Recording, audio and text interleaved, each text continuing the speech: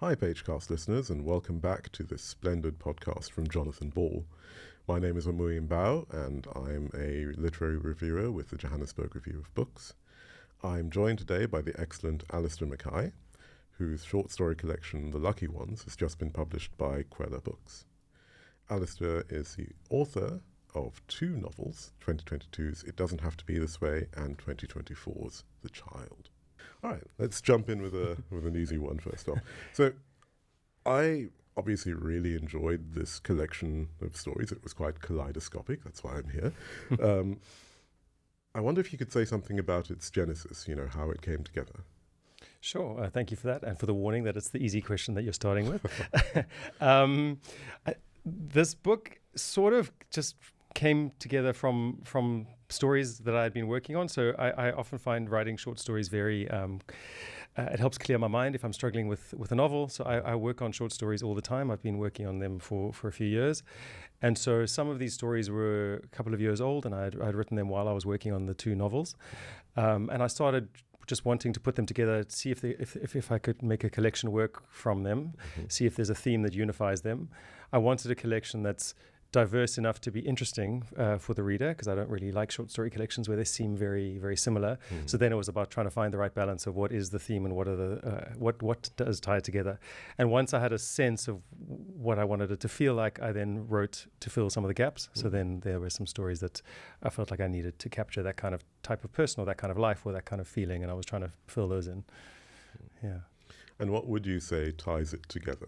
What's the overall? I mean, definitely as a reader, you can spot that there are themes which kind of daisy chain between them in very interesting ways. But what would you say ties them together? There's a quote that I love, which I can never remember who said it, but that the last person who should tell you what a book is about is the author of that book. But I suppose for me, the theme would be, well, the things that tie it together are just people trying to connect with one another when life pulls them in different directions, and trying to find some sort of hope and community and intimacy in a country, I suppose, especially like ours, where that is quite difficult, and where a history has pulled us in different directions and has resulted in us having very different upbringings and circumstances and contexts and families. And so I suppose the characters in this book are trying to reach across those divides and trying to embrace each other. And sometimes they're failing, and sometimes they are heartbroken, but sometimes there's hope and joy in it as well. So a lot of the stories kind of have local settings, but then you also do bring in this bit of international dimension to them, where a character might, for instance, travel to New York, for instance. And so I think, was that a deliberate sense on your part of wanting to make the stories more cosmopolitan in nature? I don't think it was so much, maybe, who knows how aware we are of our own intentions, but I think it was more that I was lucky enough to spend a few years living in the US. And so while I was there, I feel like it did give me distance, and it did give me a sense of context. And I think we sometimes see the society that we're from more clearly when we step out of it for a while. And I like the tension of what it reveals about South African society and maybe myself, and so therefore my characters, if I was outside of South Africa for a while. So some of the characters that you mentioned, there are a few stories that are set in the US, and one of the characters is a South African, I think one, might be more, is a South African person in New York. So I like the tension of what I could explore with that dynamic of being separated from the culture that you grow up in, and what it reveals about yourself and your prejudices. And then I guess for others, it was just wanting a bit of diversity. So there's a story which is set in an East Village bar where there's literary readings going on, and there's no connection to South Africa in that story at all. But it was just, I wanted to explore different kinds of characters, I suppose, and different lives. You're leading on to my next question, which is that I think short stories are often a very telling insight into the writerly craft, because it's this opportunity to tell a complete or mostly complete story, but you're doing it in brief, you're doing it in this very particular kind of art form. For you, as someone who also writes novels, like proper long full-length novels, long form stories, what is the draw of the short story, perhaps? Oh, I love that question. I think what I love so much about short stories is that they're almost a purer form of emotion. I think in a novel there is so many moving parts and there's so much of a life in it. With a short story, you can be much more focused and get really close to a particular moment in a life. Or I mean, some of these stories are not a particular moment; they actually span generations.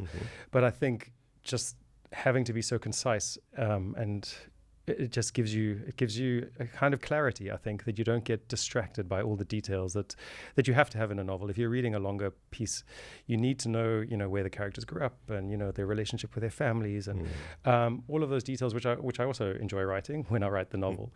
But a short story, I suppose, is freer in that respect, in that you don't need to worry to the same extent about that. And you can, I think, have a really intense emotional, well, that's what I try to create, is an intense emotional experience for the reader in a short amount of time. I think there's something quite magical about that. I once read, I did a creative writing degree, and one of the short stories we had to read in that was called Bullet in the Brain, Tobias Wolff, I think it was. And it's I think it's only a 3-page story, and it covers his whole life. And even within the 3 pages, 1.5, like half the story takes place just within the second that a bullet enters his brain. He gets shot, and I'm getting gooseflesh just remembering that story. So the amount of emotion that you can put into such a short space, I think, is really powerful. No, thank you for that. I think I spoke about the kind of kaleidoscopic nature of your stories, and I want to emphasize that because I think you do really well to bring an entire raft of characters whose identities span, class, gender, age, race, sexuality, and so on and so forth. And inhabiting those voices in the way that you do, placing us with a particular character, often characters who come from very different worlds to your own, is not the easiest thing in the world to do. I mean, a lot of very accomplished long-form or novel writers fail at writing convincing short stories because they can't inhabit other people in that kind of brief way. How did you craft that skill that you have of getting into other people's minds and being able to tell a story that is about someone who, say, lives in a township or who lives in, for instance, an alternate kind of reality, sort of post-apocalyptically and so on? Thank you for that. I think I'm not sure how I crafted that skill. I think partially, growing up I felt a bit like an outsider, and I felt I was quite a lonely kid. And I think maybe that played a part in it. I became very I watch people very closely, and I think I'm quite observant. And I sort of notice small gestures and people holding back, or I can see when they want to say something, they don't say it. So I think there's a lot of just noticing the details of how people behave with one another. And then I suppose maybe just having a good sense of empathy, trying to read a lot myself, trying not to lead a blinkered life and only mix with the same kinds of people that I grew up with or whatever. And I'm not sure what else would go into it. I think maybe those are the things that make it. I think there's also a kind of almost character, I don't know if you can call it not character acting, what's it called when an actor method acting, yeah. Yes, where I sort of try and imagine, even if a character that I'm creating has a very different life from my own, I still try and sit in the scene that I've created and think, well, how would I, if all of these things had happened to me up until this point, and if I was this kind of person, what would it feel like to be in this moment? And so then hopefully that is what makes it a convincing. It is. I think, you're being modest, but definitely, given that historically a lot of, especially South African literature, has been characterized by people going like, no, I can't write from the perspective of, a black working class person because that's not my lived experience. There is both, a kind of challenge, but also a risk involved in kind of inhabiting that. And I like that you take that up and that you actually are willing to do that. I mean, I know it's a fraught subject. I know that there are people who feel very strongly in both directions. But yeah, I think I have to try and write like that. I'm not really interested in just writing about middle class white people. I think that's not just less interesting for me, but also it feels like a strange political choice in a country like South Africa, which is so diverse and where white people are, I think it's 8% of the population. It feels very pointed to only write that kind of life. And so I try, which is also another joy of a short story collection, I suppose, is that I can balance it all out. I can try and make sure that it's not just, so that there's a good balance of the kinds of people that I wanted to explore in it, and it doesn't feel like I've made one choice to only write this kind of person. You know? And I mean, having done this and having put this collection together, are there characters that you felt especially close to, or characters where I think when I write a short story, not that I do that often, sometimes you leave off at the sort of natural endpoint and you think, that's a character I'd like to come back to, or that's a character, I might want to take further in a particular way. Were there characters in any of these stories that you really resonated with, that you thought, maybe I can build something more there? There are, it's quite funny. I didn't notice. My husband said to me that I love writing about old women, which I hadn't noticed until he pointed it out. And so I think there are a few of them in this book. And it's weird. The whole idea of whether you relate to someone or not is quite a strange question, because it doesn't necessarily link to how similar your lives are. There's a lot of the emotional landscape of the character, of the old woman character in that story set in New York, the one that I mentioned earlier, that I relate to. I find her very moving. I love the character of Andile in The Lucky Ones, the title story. Yeah. I really love him. I think he's an amazing person. I kind of feel like he's a real friend of mine, even though I know I created him. One of those stories where I thought, this, I want to know more. Yeah. Okay. And then I guess there's also a character who lives in my head who I haven't been able to find the right story for yet. And so that's also an interesting question, is that when am I gonna have created the life that she needs, but she's living there. But I like leaving stories. They're quite often open-ended, so I quite like leaving the reader able to imagine what happens for the rest of that character's life. So I suppose I also often imagine how they ended up, what they're up to these days. Obviously that's a necessary part of the short story, that it feels like you're just kind of leaving the room and everything is carrying on without you, and that's definitely, again, it's a skill that not many people can pull off as successfully. So you should definitely pat yourself on the back for that. Thank you. Something I wondered about reading a number of these stories was definitely what I'll call the kind of choreography of your characters, the kind of worlds that they live in and the places that they inhabit. And I think invariably, a short story succeeds or fails by how richly you can kind of populate that backdrop, how much you can make that texture kind of feel real. Okay. And I wonder, again, there's always that question of risk in my mind, especially when you're writing in our very particular local kind of context. If you write something and you set it in Cape Town, you have a character, going to the waterfront and experiencing the strangeness that is that world. Do you think to yourself, like, ooh, I could get into trouble here? I don't think those people read, but do you ever think to yourself, like, I'm taking a risk here by painting this world so vividly?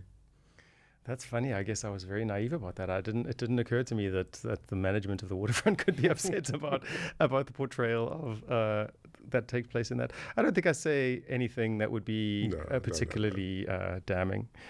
Aside from, I think it's more of a commentary on, I guess, how segregated Cape Town can still feel, and that's not their fault. It's not the management of the waterfront's fault.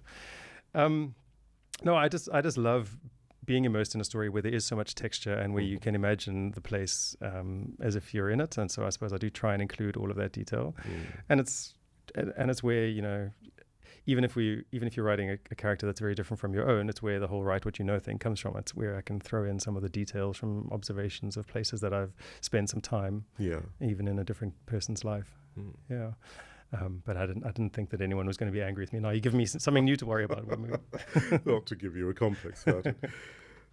So I think, as someone familiar with your novels, there are definitely some themes in the short stories that I can see parallels to, or definitely echoes of, in terms of the environment and its eventual or possible collapse, the place of the human in the world, queer life in the 21st century, and a couple of things, I think to myself, like, oh, I can see, echoes or preoccupations, I might call them. What's the relationship for you between the kind of short form stuff, the short stories, and your longer fiction? Do they feed into each other? Are they separate territories? I think they do feed into each other. I suppose the kinds of things that I am preoccupied with, as you say, are going to find their way into my work, whether I'm working on a novel or on a short story. I find it hard to think about the world other than in those terms, I suppose. Even when I'm trying to explore different characters and different lives, it is one of my anxieties that the climate, that inaction about the climate is going to cause severe challenges for us. And so I suppose that finds its way into everything that I write. To a varying degree, though, some of the stories, so there's a story in this collection which is kind of also a dystopia, like my first novel. It's a dystopia set in the future where climate change has really gotten out of control, and young people have seized power from the older ones. It's quite malevolent. It is. It was quite fun to write, actually. Let out all of my rage. But then in other stories, it'll be an anxiety of one of the main characters, or there'll just be an observation around, how things are drier than they used to be, or the drought, or how plants respond. So I think short stories give you the freedom of variety again, because sometimes the climate stuff can be explored in a dystopian way. There's another story in this collection which is set over the course of a hike on Table Mountain, and there I'm showing kind of the beauty of nature and how calming the main character finds it. Even though he thinks about whether or not we're destroying everything that can give us peace. So I guess these same themes will probably recur in my work forever. I mean, you handle it productively, so it's definitely, I like that you kind of tease out ideas and in a way that is, quite gratifying for the reader. And that also leads into my next question. You're very good at that. Where I think the tightrope that you walk with a lot of these stories is kind of thinking about issues that are sometimes very deeply personal, but also often quite social in nature, whether it be about the environment or about how people interact with each other and how that shifts depending on your generational position or your class position. How do you avoid sort of moralizing? Because I think you do, and I'm interested in how you kind of walk that thin line, because very often, as soon as you bring any kind of social edge into something that you're writing about, there's always that, that kind of balance that you have to strike. Yeah, thank you. That's a really good question, and I'm relieved to hear that, because I think it is a huge risk with even touching any of the issues that I often write about is that I don't want my stories to seem like I'm moralizing or being didactic or anything like that. I suppose it's just, hopefully I'm getting better as I keep going, as I write more, and I think it's quite an intuitive sense, just reading over it again and again and making sure that it doesn't feel like that. That's probably not a very useful answer, but I think it's a very good one. Okay, yeah, I think that's what it. I'm very much guided by how it feels when I read over it, rather than any kind of concrete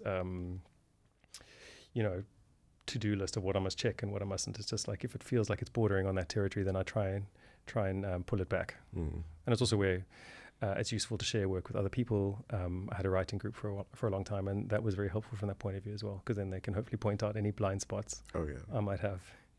Yeah.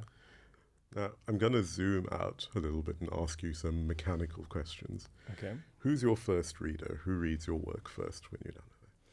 Usually my husband. Yeah. He's probably sick of that role by now, but he does read everything I write.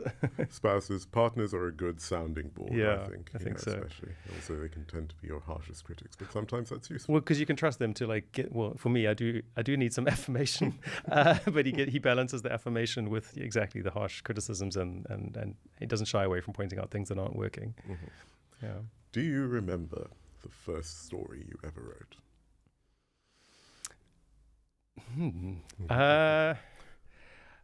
There is a story that I remember from when I was very young. I don't know if it was the very first story I ever wrote, but I remember it because my mother still has it and she kept it and she's very proud of it. And it's an illustrated story that I actually submitted to a publisher apparently at the age of 6 or 7, and I was rejected very sadly. And it's kind of publishing journey. a publishing journey.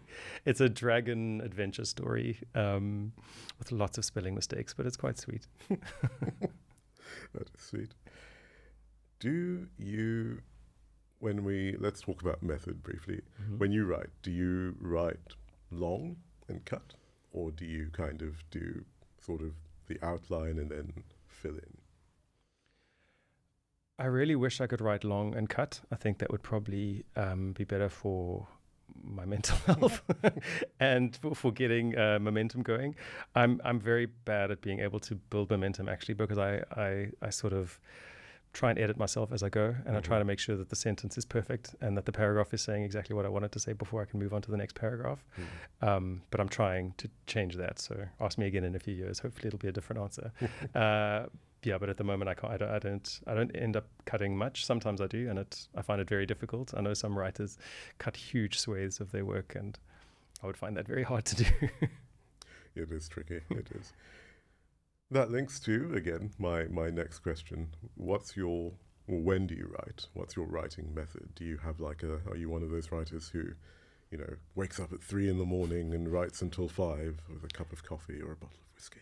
Or it is sort of that version of it, but not that extreme, thankfully. But early mornings are my best time for sure. I try and write early-ish, not 3 a.m, but maybe 6. I usually often get up at sort of 5:36 and then try and put in a couple of hours. Especially when I'm working on a project and I want to get the book done, I think I have to write every day. If I don't, then it takes me almost a whole day to get back into it and to build the flow again. And it also it helps with the excuse of, I mean, a lot of writers say this, but I don't think you can wait for inspiration. So I do try and just force myself to be there for a certain amount of hours every day. And then some days nothing useful will come out of it, but other days it'll be good. My main issue, maybe for a lot of people in 2025, is that the distraction of the phone. So making sure that's in a different room is the primary thing that is important. And then I guess sometimes I'll have an idea late at night, but I don't tend to write at night. I don't think very clearly at night. But if I have an idea for a new story, then I've got a whole folder on my phone where I'm always writing little ideas and little maybe snippets of conversation that I've overheard, that kind of thing. And then I'll consult those in the morning. And are you someone who writes in like a kind of neat and ordered space, or do you prefer like the kind of bomb site chaos? I've ended up with a bomb site. I don't know if it's what I prefer. I just don't know how to not live like that. On my desk is absolute chaos. There's stuff everywhere, which I guess was useful when I was working on the 2 novels, because then I have a corkboard and I can, out of the chaos, I can try and put some sort of order, and I pin things up on the wall and link things together. When I'm writing short stories, there's no reason for the chaos, I suppose. It just follows me wherever I go. Lots of coffee mugs and wine glasses, I suppose, if I am writing at night.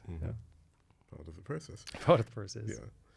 I'm going to ask you a slightly unfair question. I have to. Obviously, it's titled The Lucky Ones, and I mean, that is a really strong story within this collection. Is there a story in here that you would say is your favorite, or one that you're really, really proud of?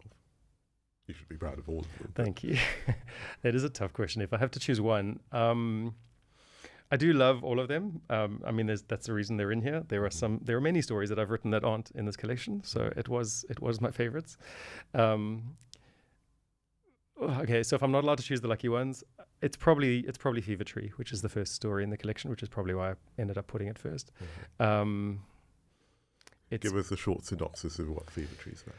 Fever Tree is a story about a young man who has recently lost his partner. His partner died, and he is descending into a kind of madness. The fever tree of the title refers to a little fever tree that his partner gave him for his office, obviously before he died, and the main character in that, Jeremy, he's sort of falling apart, and I feel like I could really again relate to the feelings that I explore in that story, and he makes some very poor choices, but I think I think it's a quite a good exploration of grief. I think is probably the best description of that story. I think it's a story of kind of grief and madness and how we don't process our grief in rational ways or in ways that we even recognize as grief sometimes, and in trying to find some sort of release from that. Mm-hmm.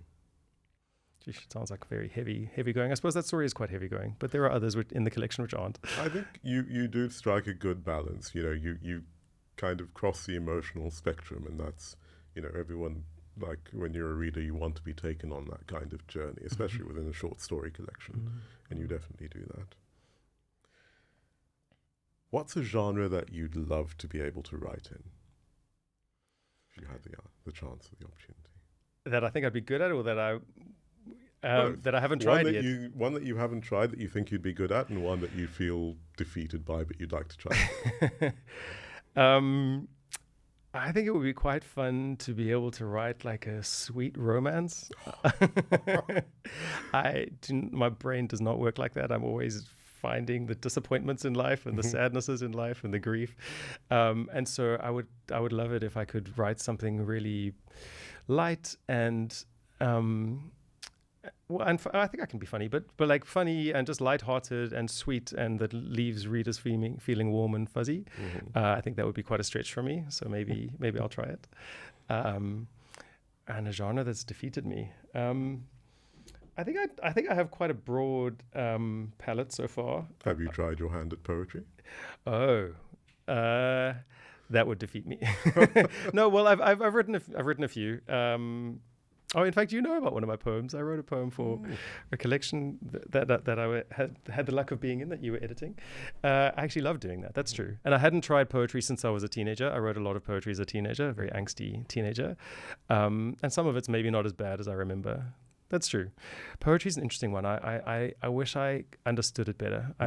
When I read a poem that I love, it's obviously it can be so powerful and can be really moving, and then I sometimes just can't figure out what the poet means or what they're getting at. I don't know. I feel like I don't have the right way of sifting through poetry to find what I like. But when I love it, I love it. So that, I guess, makes me nervous to try writing it, because I don't really know what the rules are. Not that there are rules, but I don't really know. I can't even analyze when a poem moves me, what it is about the poem moves me. So it's hard to replicate that. But maybe I'll work on it some more. I hope you do. I do hope you do. I think you're one of those writers. You're really good at what you kind of take your, whatever you lift your pen to. Thank you. Yeah. That's very nice to hear. Very, very finally, my last question. What is a piece of writing advice that you'd give to your younger self? To my younger self?